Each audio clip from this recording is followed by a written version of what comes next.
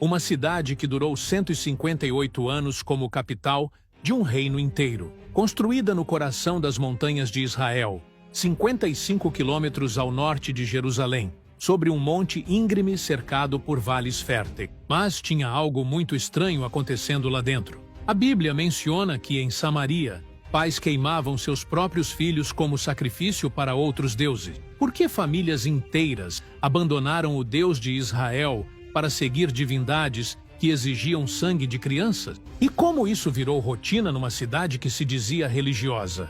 O que descobrimos sobre a vida cotidiana em Samaria vai explicar como um reino inteiro se perdeu e por que Deus decidiu que era hora de acabar com aquilo. Todo dia, antes do sol nascer, um som peculiar ecoava por Samaria. Um barulho que revelava como 15.000 pessoas organizavam suas vidas numa capital construída como uma escada gigante de pedra há 2.700 anos atrás. Segundo o 1 Reis 16, o rei Omri comprou uma colina de um homem chamado Shemer e construiu sua cidade em terraço. Cada nível da montanha representava uma classe social diferente. Na base, casas simples de uma família. No meio, residências maiores. No topo, palácios reais com jardins. O som matinal que ecoava pela cidade era o barulho de cisternas sendo abertas. Cada família precisava puxar água suficiente para o dia inteiro, antes que o calor tornasse o trabalho impossível. As casas eram construídas ao redor de pátios centrais, onde acontecia quase tudo. As mulheres moíam grãos, as crianças brincavam, os homens consertavam ferramentas. Era ali também que cada família mantinha seus altares pessoais. E aqui começam os problemas. A Bíblia deixa claro que em Samaria, as famílias não adoravam apenas o Deus de Israel.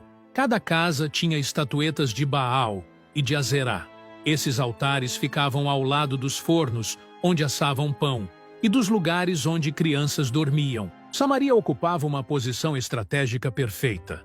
Da colina, era possível ver todas as rotas comerciais dos vales ao redor.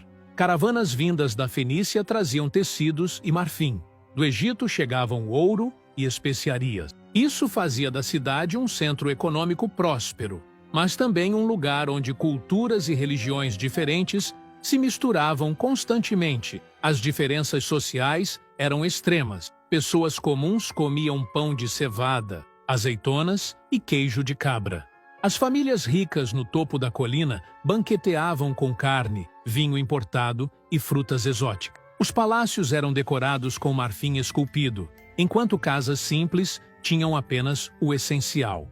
Mas havia algo perturbador nesses contrastes sociais. Segundo o relato bíblico, quanto mais rica era uma família em Samaria, mais ela adotava práticas religiosas estrangeiras. E essas práticas incluíam algo que hoje nos choca: sacrifícios humanos.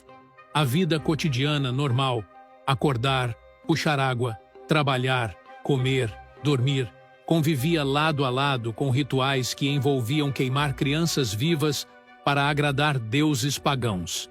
Como isso era possível? Existia uma regra não escrita em Samaria que determinava onde cada pessoa podia construir sua casa. Mas não tinha nada a ver com dinheiro ou posição social.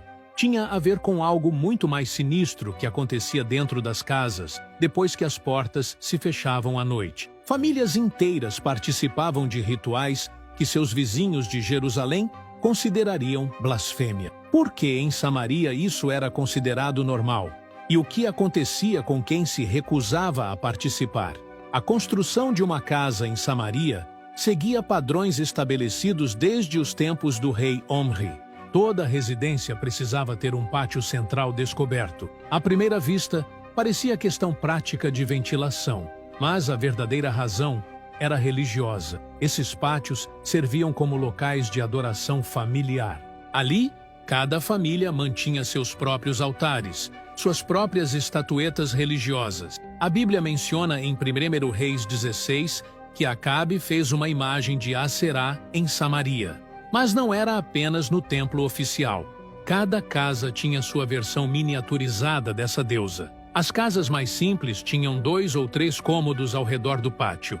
Um para dormir, outro para guardar ferramentas e, às vezes, um terceiro para os animais durante o inverno. As famílias dormiam todas juntas sobre esteiras de palha. Mas, independente do tamanho da casa, o pátio central sempre tinha 3 elementos: uma cisterna para água, um forno para pão e um altar para ofertas religiosas. E aqui estava o problema que tornava Samaria diferente do resto de Israel. Enquanto em Jerusalém as famílias eram orientadas a adorar exclusivamente o Deus de Israel, em Samaria, cada pátio doméstico virava um pequeno templo pagão.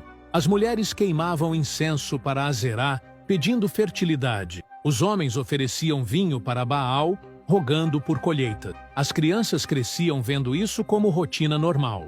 Segundo Reis 17, o povo de Samaria temia ao Senhor, mas também servia a seus próprios deuses, conforme o costume das nações de onde tinham vindo. Essa mistura religiosa contaminava cada aspecto da vida doméstica. As refeições eram feitas no pátio central, ao redor de uma fogueira. Pão de cevada, azeitonas, queijo de cabra, eventualmente peixe seco. Mas antes de cada refeição, pequenas porções eram oferecidas aos deuses domésticos como gratidão e proteção.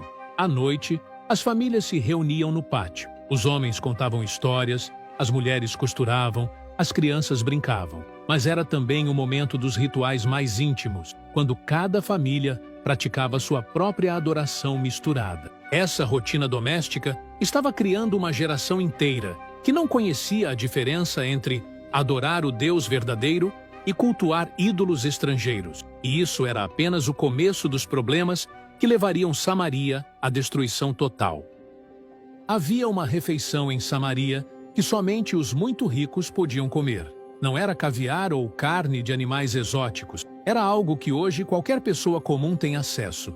Mas naquela época custava mais caro que ouro. Famílias inteiras trabalhavam meses apenas para comprar o suficiente para uma única refeição especial.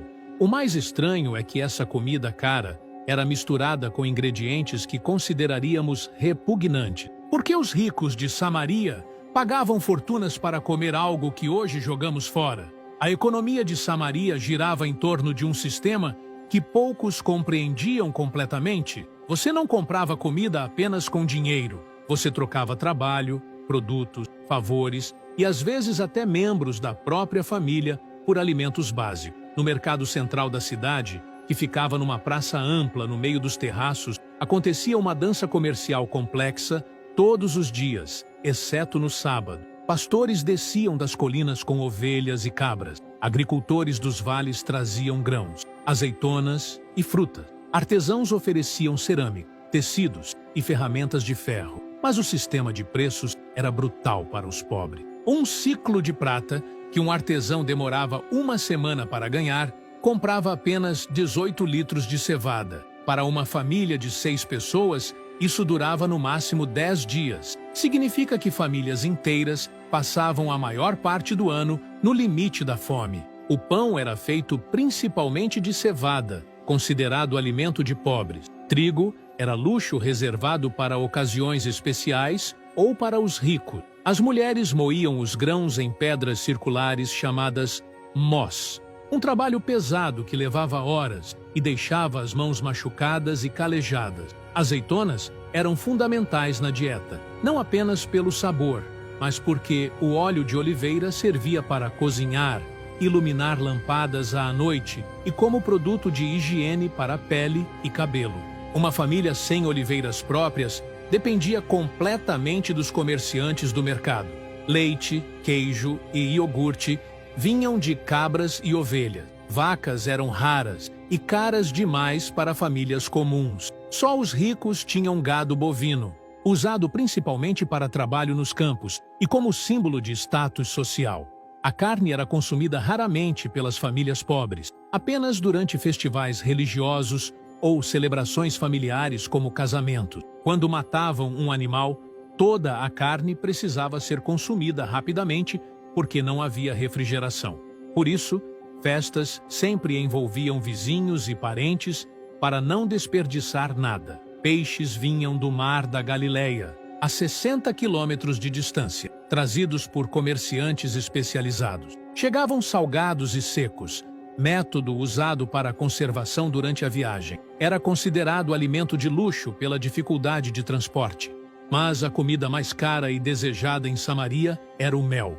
Abelhas selvagens faziam colmeias nas fendas das rochas ao redor da cidade, mas extrair mel era perigoso e trabalhoso. Famílias ricas pagavam o equivalente a meses de salário por pequenos jarros de mel puro. O que tornava essa situação ainda mais estranha era como o mel era consumido. Os ricos de Samaria não comiam mel puro como sobremesa. Eles misturavam com algo que hoje consideraríamos nojento: sangue coagulado de animais sacrificados aos seus deuses pagãos. Segundo suas crenças religiosas misturadas, mel com sangue era uma oferenda que trazia prosperidade e proteção divina. Então os mais ricos de Samaria literalmente bebiam essa mistura durante rituais familiares, acreditando que isso os aproximava dos deuses cananeus. Existia uma tradição em Samaria onde mulheres tinham poder de decisão sobre a vida e morte de pessoas. Não estou falando de rainhas ou sacerdotisas. Estou falando de esposas e mães comuns que, dentro de suas próprias casas, podiam determinar quem viveria e quem morreria. Era algo aceito por toda a sociedade, incluindo pelos homens que oficialmente comandavam as famílias. Como isso era possível numa cultura onde mulheres supostamente não tinham direitos? E por que essa prática se espalhou por toda Samaria sem que ninguém questionasse? O casamento em Samaria não funcionava como hoje imaginamos. Era fundamentalmente um contrato comercial entre duas famílias, onde sentimentos pessoais eram secundários. O pai do noivo negociava diretamente com o pai da noiva, estabelecendo o preço da mohar, que era o pagamento feito pela família do homem. Esse preço variava drasticamente conforme a posição social. Um artesão comum pagava entre 30 e 50 ciclos de prata por uma esposa. Um comerciante rico podia pagar 200 ciclos ou mais. Pastores pobres às vezes trabalhavam 7 anos para um sogro em troca da filha, exatamente como Jacó fez por Raquel. As meninas eram consideradas prontas para casar aos 12 ou 13 anos, assim que começavam a menstruar. Os rapazes entre 16 e 20 anos, quando já dominavam o ofício do pai e podiam sustentar uma família. A diferença de idade entre esposos era comum, com homens frequentemente 10 ou 15 anos mais velhos que suas esposas. A cerimônia de casamento durava 7 dias e envolvia toda a comunidade. A noiva usava véu e joias emprestadas por parentes, enquanto o noivo vestia suas melhores roupas e carregava uma espada como símbolo de proteção à futura família. Durante a festa, havia músicas, danças e abundante vinho para todos os convidados. Mas depois que a celebração terminava, a realidade do matrimônio era dura, especialmente para as mulheres. Elas se mudavam para a casa da família do marido, onde ficavam sob a autoridade da sogra até esta morrer. Tinham que aprender os costumes religiosos da nova família, mesmo que fossem diferentes dos que praticavam desde criança. O papel principal de uma esposa era gerar filhos, especialmente meninos, que perpetuariam o nome da família. Mulheres estéreis eram vistas como amaldiçoadas pelos deuses e frequentemente repudiadas pelos maridos. Por isso, muitas recorriam a rituais de fertilidade envolvendo as deusas Aserá e Astarote. As mulheres controlavam completamente a administração doméstica. Elas decidiam o que cozinhar, quando fazer compras no mercado, como educar as crianças pequenas e, mais importante, quais práticas religiosas seriam seguidas dentro de casa. Era aqui que seu poder real se manifestava. Enquanto os homens participavam dos cultos públicos e oficiais, as mulheres determinavam quais deuses seriam adorados no âmbito familiar. Elas escolhiam quais estatuetas comprar, quando fazer oferendas, que rituais praticar com as crianças. Em muitos casos, esposas convertiam maridos inteiros às práticas religiosas de suas famílias de origem. Esse poder feminino sobre a religião doméstica tinha consequências dramáticas. Segundo 1 Reis 21, foi Jezabel, esposa de Acabe, quem introduziu o culto oficial a Baal em Israel. Mas muito antes disso, milhares de mulheres anônimas já haviam trazido esses deuses pagãos para dentro de suas casas.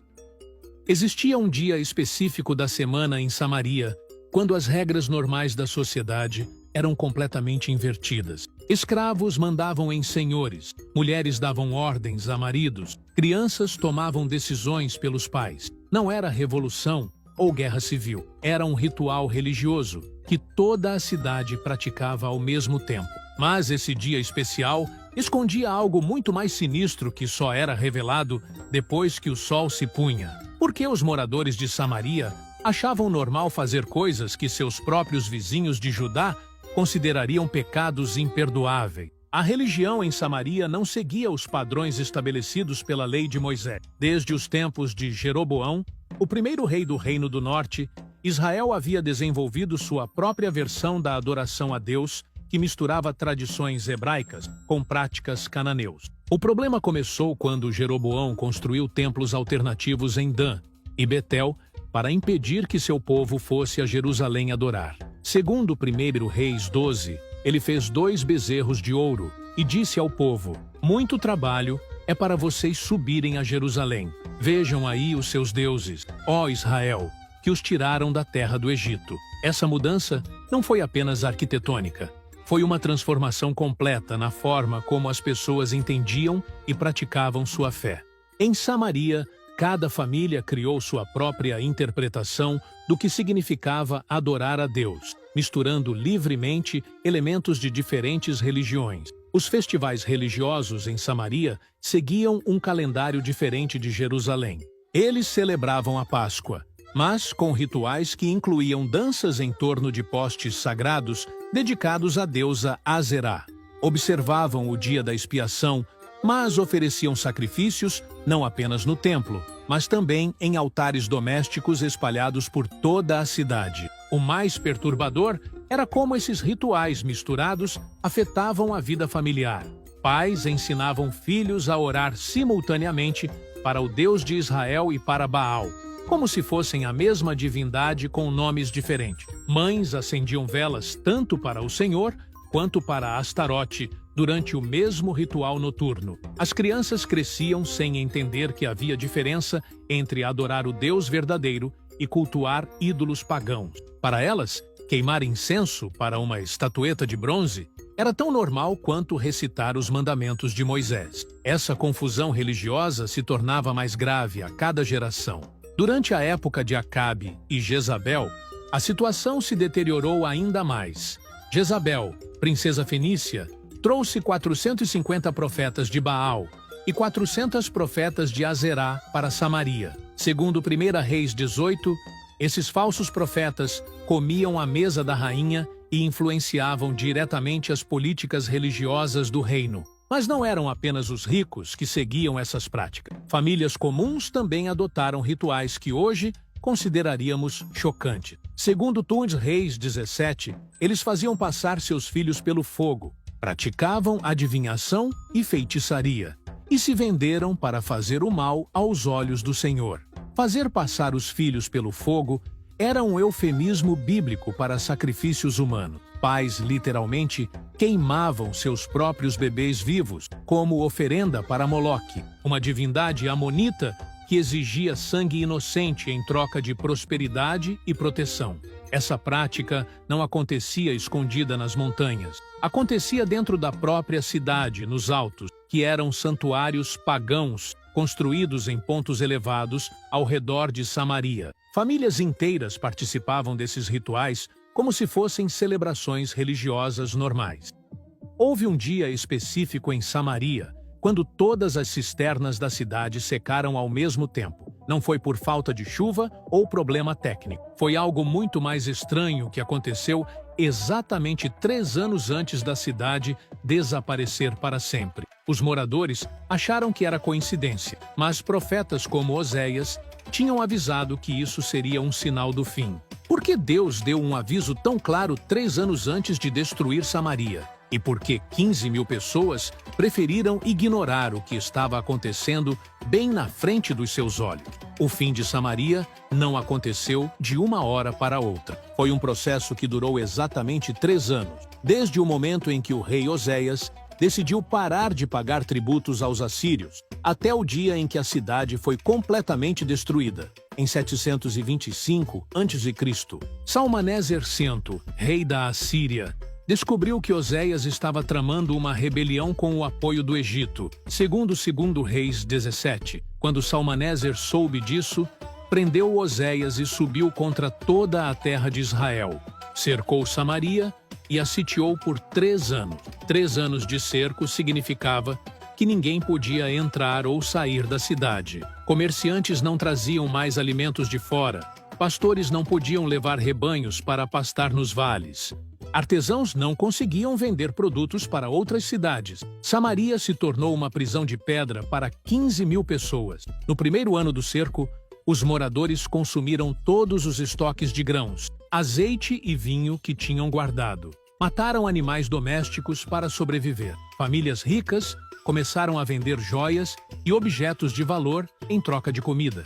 No segundo ano, a situação se tornou desesperadora. Segundo relatos bíblicos de situações similares, pessoas chegaram a comer couro de animais, excrementos de pomba e até mesmo seus próprios filhos. A Bíblia registra casos semelhantes durante outros cercos em Israel, mostrando até onde a fome podia levar uma população sitiada. Durante todo esse período, havia profetas em Samaria, alertando que aquilo era julgamento divino pelas práticas idólatras da cidade. Mas a população continuava fazendo sacrifícios para Baal, pedindo que ele quebrasse o cerco assírio. Continuavam adorando a Zerá, rogando que ela trouxesse chuva e alimentos milagrosos. A ironia era cruel. Enquanto morriam de fome, ainda ofereciam comida para estatuetas de bronze e pedra. Enquanto suas cisternas secavam, derramavam água preciosa em altares pagãos. Enquanto seus filhos definhavam, continuavam sacrificando bebês para Moloque. No terceiro ano, a resistência se tornou impossível. As muralhas começaram a desmoronar em alguns pontos, enfraquecidas por 3 anos de ataques constantes. Os homens em idade militar estavam mortos ou fracos demais para lutar. As mulheres e crianças não tinham força nem para procurar água nas cisternas quase vazias. Em 722 a.C., Sargão II, que havia sucedido Salmaneser Quenturo como rei da Assíria, finalmente conquistou Samaria. Segundo seus próprios registros, ele deportou 27.290 habitantes da cidade para diferentes regiões do Império Assírio. Essas pessoas nunca mais voltaram para casa. Sargão II trouxe colonos de outras partes do seu império para ocupar Samaria e toda a região. Esses novos moradores trouxeram seus próprios deuses, suas próprias práticas religiosas, suas próprias tradições. A identidade original de Israel no norte foi completamente apagada. A cidade, que durante 158 anos serviu como capital de um reino inteiro, simplesmente deixou de existir. As casas com pátios centrais ficaram vazias. Os terraços, cuidadosamente construídos, se encheram de mato. Os palácios de marfim viraram esconderijo de animais selvagens. Segundo 2 Reis 17, isso aconteceu porque os filhos de Israel pecaram contra o Senhor seu Deus e seguiram outros deuses. Samaria caiu não por falta de soldados ou muralhas, mas porque uma cidade inteira escolheu adorar ídolos em vez do Deus verdadeiro. Mas Samaria não foi a única cidade bíblica com segredos surpreendentes sobre a vida cotidiana.